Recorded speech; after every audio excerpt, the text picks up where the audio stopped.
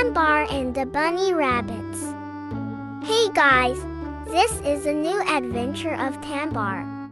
Let's play with him. Here is Tambar, 5 years old. He is a troll and his mother and father are too.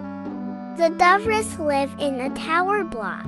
They have a good view from their balcony. They can look out over whole town. They can see the woods, and on a clear day they can see all the way to the snow-clad mountains far away on the horizon. And then Mommy and Daddy Dovra usually sigh a bit sadly and put their arms around each other. They are remembering the days when trolls lived wild and dangerous lives. But these days we have to be careful. We have to pretend that we are humans too. That's why we have made ourselves small and wear shoes and trousers and ties. That's the way things are. Tambar knows very well that they have to disguise themselves. The humans must not be allowed to find out that trolls still exist, because then they will do everything they can to drive them out. Not because humans are bad, but because they are afraid of everything that is different and everything they don't understand. That is what Daddy usually says. On Sundays, all 3 of them usually go for a walk in the woods, because once they are far from all the track and paths, they can throw off their clothes and be just exactly as trollish as they like. Mommy's favorite thing is to pick mushrooms. What Daddy likes best is to catch fish with his bare hands, but he doesn't manage it very often.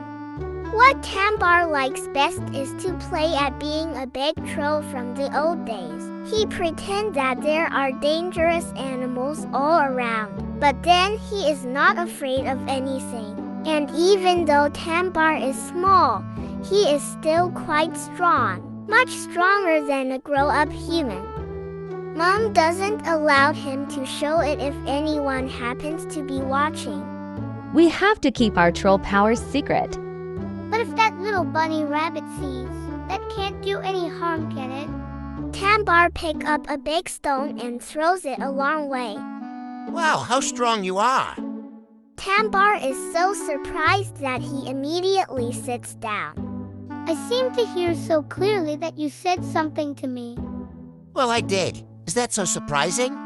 But animals can't speak. Humans don't understand us. So if you heard me, then it's obvious you are not a human. So then what are you? I am a troll, see here. And Tambar waggled his tail. Do trolls really still exist? I thought you only existed in fairy tales. Hey, my brothers and sister have got to see this. Will you come back to my house?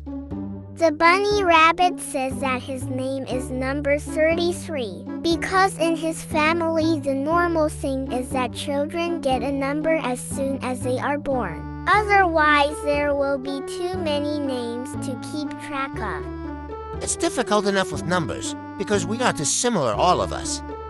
They come to a little clearing in front of an old oak tree. Here we are. But where's the rest of your family? Wait and see. He stamps hard on the ground 3 times. And suddenly they are surrounded by bunny rabbits. How many of you are there actually? Exactly 70. Says one old rabbit, who is probably daddy to the whole lot of them. But yesterday, we were 71. The fox got number 50. And the day before that he got number 17. He eats one of us almost every day. No, it really isn't easy to be a rabbit when foxes are lurking about. But what do you do when the fox attacks? Then we run off in all directions just as fast as we can. But all the same, he always manages to catch one of us. We will have to put a stop to this. And I think I know how I can help you to do it. Because Tambar remembers a flock of sheep they saw, just as they were parking the car, just before he and Mommy and Daddy ran into the woods. Now he hurries back as fast as he can. Luckily, the sheep are still there. Can I borrow some wool from you? What do you want it for? I want to save a flock of rabbits from a fox. The sheep bleat loudly and nod to each other. He understand what we are saying. He understand what we are saying. Is it possible that this is a young troll come to visit us? I would never have believed I could talk to animals, but I really can. In the very old days, a few really exceptional trolls mastered the art, but we thought all the trolls were gone by now. So that fact that you have come to us today and that we can even talk together, that is a wonderful thing. And it will be an honor for us to help you. Take as much wool as you need, young troll. Tambar pulls out some big clumps, and with his arms full of wool off he runs. Now what he needs to find is a tree with some bees in it. A two legs who can talk to us. Haven't seen that for a long time. 1,000 years at least. And the bees want to be friends with him too. Tambar is allowed to take as much honey as he needs. But what is he going to do with all this? Well, first he rubs the sticky honey all over his body, and then he rolls about in all the wool. Now I look like a big rabbit, I hope. When he returned to the bunny rabbits, they laugh so much they almost fall over. Now show me a rabbit usually sits. I hope the fox tries to attack us again soon, because he will get quite surprised. He waits a long time. The other rabbits run around and do all sort of things. But the gigantic Tambar the hare sits quite still. He doesn't want to move until he has to, because he is afraid the wool might fall off. And then at last they hear something creeping and sneaking behind the great oak tree. It's a fox, big and dangerous. He races out into the clearing. The little bunny rabbits hop away in all directions, just like they always do. But something is different. The fox stops suddenly, because coming straight towards him is the biggest rabbit he has ever seen. And this one doesn't seem to be afraid at all. On the contrary. With one bound, Tambar the hare reaches the fox, grabs it by the tail and swings it around his head. I am the great and dangerous super rabbit. Let this be a warning. If you try to catch another one of us, then the dreaded super rabbit will return and throw you all the way to the moon.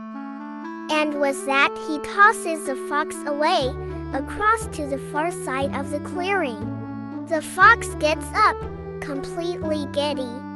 I'm never hunting rabbits again. Much too dangerous for an old fox. And if eating carrots makes you that strong, then maybe I ought to start eating a few more vegetables too. And he slinks away with his tail between his legs. Hooray, hooray for the super rabbit!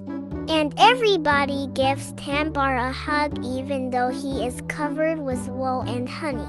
And number 33 rubs noses with him. Tambar tries to get most of the wool off, but all the same he looks pretty strange when he gets back to where Mummy and Daddy are.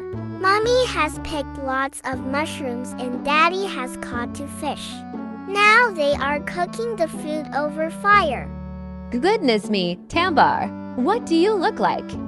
It will be alright once I have had a wash in the stream. As they eat, Tambar tells them about his adventure, and Mummy and Daddy are proud of him. Imagine that our son can talk to the animals. We don't know anyone else who can do that. No, this son of ours is a very fine young troll, says Mummy, as she licks away the last of the honey from Tambar's cheek. Thanks for watching. See you next time. The end.